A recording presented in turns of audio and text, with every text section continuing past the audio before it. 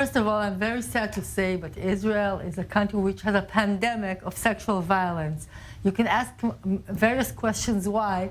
Some of them can be answered as being a very conservative society. Still, parts of the country are conservative.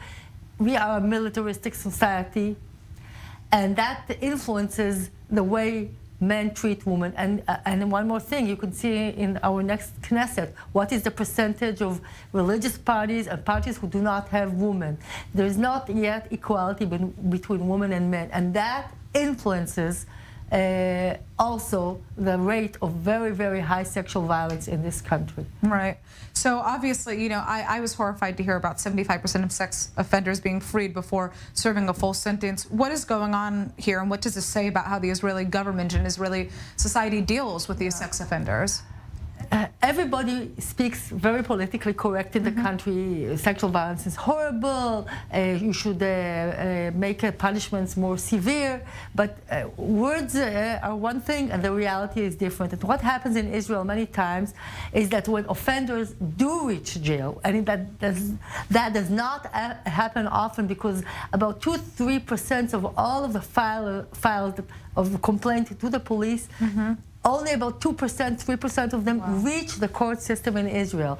And then when they finally reach the court, many times the judges in Israel who do not have yet systematic knowledge about the influences of sexual violence, many times they say, oh, we have to rehabilitate the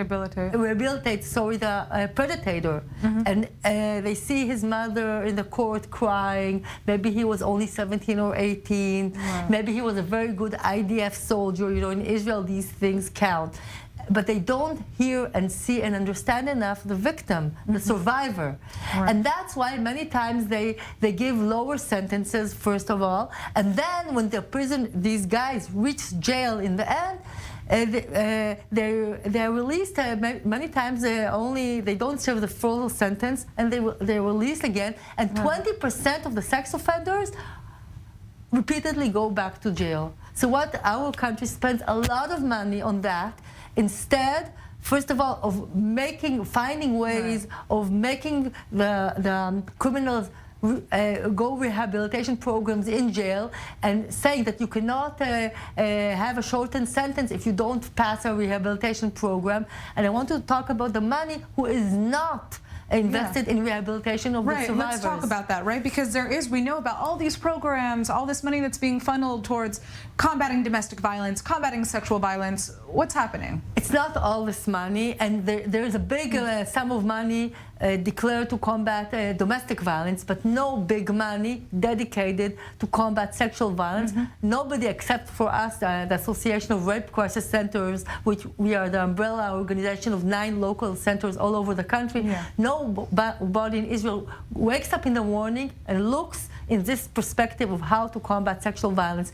And this is one of the problems, because there is no systematic work to combat sexual violence.